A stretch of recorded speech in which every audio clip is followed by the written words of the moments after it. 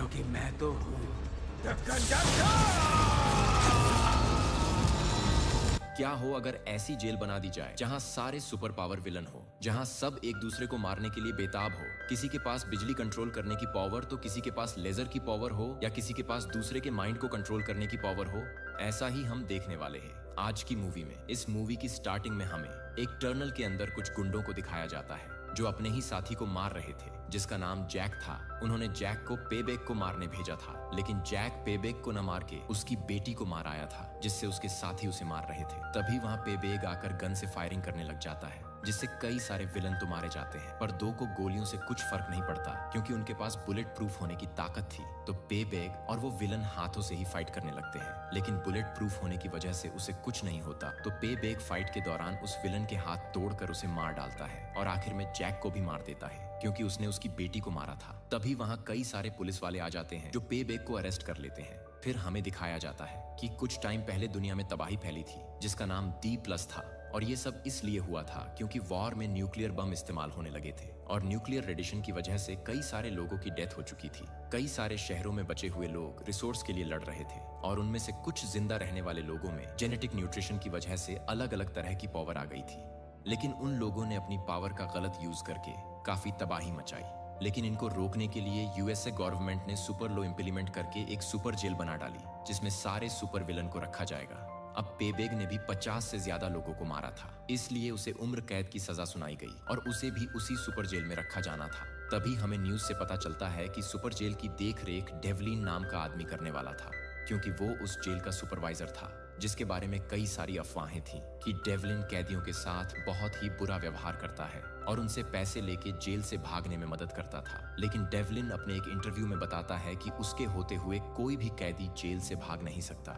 इसके बाद सारे कैदियों को एक बस में बिठाकर उस जेल में लाया जाता है, लेकिन पेबैक को देखकर लग रहा था जैसे वो यहाँ आना चाहता था ताकि वो और सुपर विलन को भी मार सके। उन्हीं कैदियों में से एक डिएगो नाम का आदमी भी था, जिसके पास दूसरे के साथ इमोशन शेयर करने की पावर थी। फिर सभी कैदियों को एक साथ खड़ा करके गार्ड उनकी पावर और उनके नाम को स्कैन करते हैं और उन कैदियों के पैरों में एक डिवाइस भी लगा दिया होता है जिससे वो अपनी पावर का इस्तेमाल न कर सके। लेकिन जेसन, जो कि वहां का मैनेजर था, वो पेबैक को काफी तेज शॉट देता है क्योंकि उनके पैरों में लगाए गए डिवाइस की मदद से उन्हें टेबलेट से कंट्रोल कर सकते थे। फिर सभी कैदियों को अंदर जेल में डाला जाता है जहां सारे कैदी थे। वहां पेबैक की मुलाकात जिम से होती है, जिसके भाई को पेबैक ने ही मारा था। इसलिए जिम और पेबैक के बीच में फाइट होने लगती है, लेकिन उनको कोई भी नहीं रोकता क्योंकि सभी को उनकी फाइट देखकर मजा आ रहा होता है। पेबैक जिम को मारने ही वाला होता है, तभी गार्ड पेबैक को इलेक्ट्रिक शॉक देकर रोक लेते हैं, जिसके बाद फीमेल गार्ड पेबैक को बुरी तरह मारती है क्योंकि फीमेल गार्ड काफी गुस्से वाली थी। फिर जिम और पेबैक को ट्रीटमेंट के लिए ले जाया जाता है। वही डिएगो जेल के एक कैदी गॉर्डन से मिलता है, जिसके पास बिजली कंट्रोल करने की पावर थी। गॉर्डन डिएगो को बताता है कि वो जेल में पहले आने वाला कैदी है और वो डिएगो को जेल में रहने के कुछ रूल्स भी बताता है। तभी डिएगो गॉर्डन से खतरनाक कैदी लोब के बारे में पूछता है, जो किसी के भी माइंड को कंट्रोल करके उनसे सुसाइड करवा सकता था। गॉर्डन बताता है कि वो किसी को भी अपने माइंड से कंट्रोल कर सकता है, इसलिए तुम उससे दूर ही रहना, वो बहुत ही खतरनाक है। अब उसी दिन लोब को सुपरवाइजर डेवलिन ने एक अंधेरे कमरे में बुलाया होता है क्योंकि डेवलिन को लाइव से अकेले में बात करनी थी। डेवलिन लोब से कहता है कि मैं जल्दी ही रिटायर होने वाला हूँ, इसलिए तुम जल्दी से सारे पैसे मेरे अकाउंट में ट्रांसफर कर दो जो तुमने बैंक रॉबरी में चुराए थे। लेकिन लोब मना कर देता है, तो डेवलिन उसे मरवाने की धमकी देता है। वही हम जेल के मेडिकल रूम को देखते हैं जहाँ एक डॉक्टर पेबैक का इलाज कर रही होती है। तभी वहाँ डिएगो भी आ जाता है। डिएगो डेंजर नहीं दिखता था, इसलिए उसे साफ सफाई का काम दिया गया था। तभी वो डॉक्टर, जिसका नाम इजाबेल था, वो डिएगो के पास जाकर उससे बात करने लगती है। फिर डिएगो वहां रखे बिना सर के आदमी को देखकर पूछता है कि ये कैसे मरा, तो डॉक्टर उसे बताती है कि ये मरा नहीं है, दरअसल ये अपने सर को रीजनरेट कर रहा है क्योंकि उसके पास अपने शरीर के किसी भी अंग को रीजनरेट करने की पावर थी। फिर डॉक्टर पास वाले रूम में लोब का चेकअप करने जाती है, तो पीछे से पेबैक आकर डॉक्टर पर अटैक करके बेहोश कर देता है और लोब को मारने के लिए आगे बढ़ता है। तभी वहां डिएगो आकर पेबैक को रोक लेता है और वो लोब को नहीं मार पाता। तभी गार्ड वहां आकर पेबैक को ले जाते हैं। ये सारी न्यूज पूरे जेल में फैल जाती है कि डिएगो ने लोब की जान बचाई थी, जिसकी वजह से सारे कैदी डिएगो की रिस्पेक्ट करने लगते हैं और अपना खाना भी डिएगो के साथ शेयर करते हैं। फिर लोब डिएगो को अपने पास बुलाता है और उसे थैंक्स बोलता है। इससे डिएगो भी काफी खुश होता है क्योंकि उसकी लोब के साथ फ्रेंडशिप हो गई थी। वही डेवलिन की एडवाइजर फेलिशिया को डेवलिन की डील के बारे में पता चल जाता है जो उसने लोब से की थी। इस बात को छुपाए रखने के लिए डेवलिन उसे प्रमोशन ऑफर करता है और साथ ही धमकी देते हुए कहता है कि अगर तुमने ये बात किसी को बताई तो मैं तुम्हें जॉब से निकाल दूंगा। वही गॉर्डन ने 10 सालों में जेल से बेल के लिए कई बार अप्लाई किया था, लेकिन कोर्ट उसकी हर एप्लीकेशन को रिजेक्ट कर देता था। इसका मतलब ये था कि कोर्ट कुछ कैदियों के साथ अनफेयर भी था। लेकिन गॉर्डन कुछ दिन बाद फिर एप्लीकेशन अप्लाई करता है। इस बार उसे बेल मिलने की काफी उम्मीद थी, लेकिन कोर्ट के बेकार सवालों की वजह से गॉर्डन गुस्से में आ जाता है और कोर्ट उसकी बेल कैंसिल कर देता है। इससे गॉर्डन बहुत दुखी था और उधर लोब जेल से भागने की प्लानिंग बना रहा था। तभी लोब का असिस्टेंट गॉर्डन को एक तेज धार वाला ऑब्जेक्ट देता है ताकि गॉर्डन अपनी मायूसी का बदला ले सके। फिर गॉर्डन उस ऑब्जेक्ट से पैर में लगे डिवाइस को अनलॉक कर लेता है और एक टेबल के ऊपर चढ़कर इलेक्ट्रिक वायर से खुद को चार्ज करता है, जिसकी वजह से गॉर्डन के अंदर बिजली दौड़ने लगती है और गॉर्डन एक गार्ड के ऊपर अपनी पावर से अटैक करके पूरी जेल के सिस्टम को खराब कर देता है, जिससे सारे कैदियों के पैरों में लगे डिवाइस अनलॉक हो गए थे। ये देखकर डिएगो गॉर्डन को रोकता है, पर गॉर्डन उसकी नहीं सुनता। उधर सारे कैदी भी आपस में लड़ने लग गए थे। ये देखकर डेवलिन फ्लेसिया को जनरेटर ऑन करने को बोलता है ताकि वो जल्दी से सारे कैदियों को कंट्रोल कर सके। तभी जनरेटर को रिस्टोर कर दिया जाता है, जिसके बाद कैदियों को इलेक्ट्रिक शॉक देकर शांत कराया जाता है। वही गॉर्डन एक जगह जाकर बाहर का नजारा देखने लगता है। तभी फीमेल गार्ड पीछे से उस पर हमला कर देती है, जिससे गॉर्डन नीचे गिर जाता है और डेवलिन गॉर्डन को मारने का कहता है क्योंकि उसी की वजह से पूरी जेल में अफरा तफरी मची थी। उसके बाद फीमेल गार्ड गॉर्डन को बुरी तरह से मार देती है। अब गॉर्डन की मौत की खबर हर जगह फैल जाती है क्योंकि इस हंगामे में 12 कैदी और मारे गए थे, लेकिन डेवलिन ने इस बात को बाहर नहीं जाने दिया।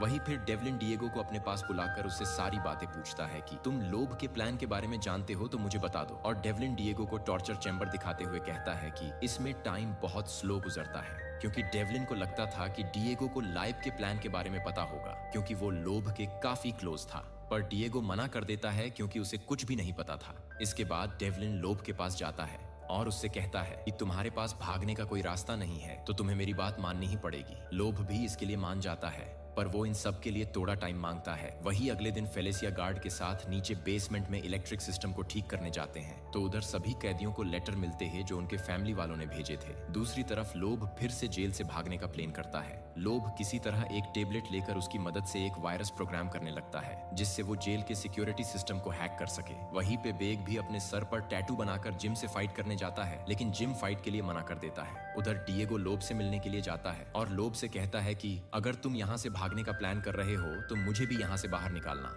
तो लोब भी इसके लिए हामी भर देता है। दूसरी तरफ वो दिन आ गया था जब डेवलिन रिटायर होने वाला था। फेलिसिया को लगता था कि डेवलिन की जगह अब उसे जेल का सुपरवाइजर बनाया जाएगा, लेकिन फेलिसिया को पता चलता है कि उसकी जगह जेसन को सुपरवाइजर बना दिया है। इससे फेलिसिया काफी गुस्सा होती है और डेवलिन के ऊपर चिल्लाने लगती है, पर डेवलिन फेलिसिया को 2-4 बातें कहकर चुप करवा देता है और लोब के पास जाकर उससे कहता है कि ये टेबलेट लो और जल्दी से सारे पैसे मेरे अकाउंट में ट्रांसफर कर दो। लोब भी ऐसा ही करता है और सारे पैसे उसके अकाउंट में ट्रांसफर करने लगता है, लेकिन साथ ही लोब अपने बनिया हुए वायरस को अपलोड कर देता है जिससे सारा सिक्योरिटी सिस्टम हैंग हो गया था, जिसकी वजह से सारे कैदियों के डिवाइस अनलॉक हो गए थे और वो अपनी पावर यूज करने लगे थे और अपनी पावर से एक दूसरे के ऊपर अटैक करने लगते हैं। तभी उनके बीच एक जोरदार फाइट होना शुरू हो गई थी। जिम भी अपने असली रूप में आकर पे बेग से फाइट करता है, लेकिन पे बेग जिम के सामने टिक नहीं पाता और किसी तरह उससे बचता हुआ भाग जाता है।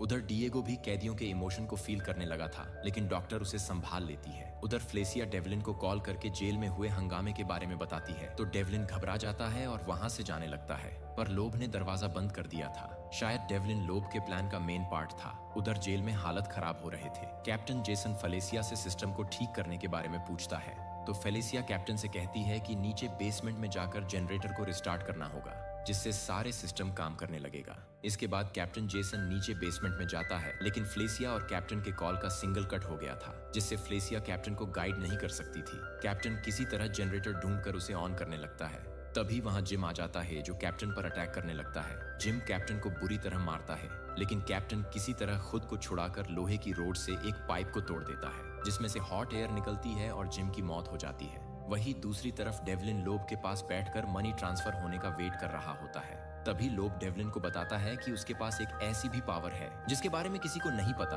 दरअसल लोब के पास आत्मा को एक दूसरे के शरीर में ट्रांसफर करने की पावर भी थी। और फाइनली लोब अपनी आत्मा को डेवलिन की आत्मा के साथ बदल लेता है, जिससे लोब अब डेवलिन के शरीर में चला गया था और अपनी बॉडी यानी जिसमें डेवलिन था उसको पंच मार के बेहोश कर देता है। उधर कैप्टन ने जनरेटर रिस्टार्ट कर दिया था, जिससे अब सारे कैदी को शोक देकर वापस केज में बंद कर दिया जाता है और गेट खुलने पर लोब गार्ड से बोलकर डेवलिन को टॉर्चर रूम में डलवा देता है और बाहर आकर फ्लेसिया को जेल का सुपरवाइजर बना देता है। जिसके बाद फ्लेसिया वहां की जेल में बहुत चेंजेस करती है, जैसे कि सुपर पावर के तहत उसने कैटेगरी बना दी थी, जिसके बाद डिएगो की सजा को कम करके दूसरी जेल में शिफ्ट कर दिया गया था। डिएगो जाने से पहले डॉक्टर से मिलने आता है और डॉक्टर को ध्यान रखने के लिए थैंक्स बोलकर जेल से बाहर आ जाता है, जहां लोब के असिस्टेंट को भी छोड़ दिया गया था। उसके बाद लोब अपने असिस्टेंट के साथ गाड़ी में बैठकर वहां से निकल जाते हैं और यही मूवी की हैप्पी एंडिंग हो जाती है। अगर आपको मूवी पसंद आई हो तो चैनल को लाइक एंड सब्सक्राइब जरूर करें। Thanks for watching.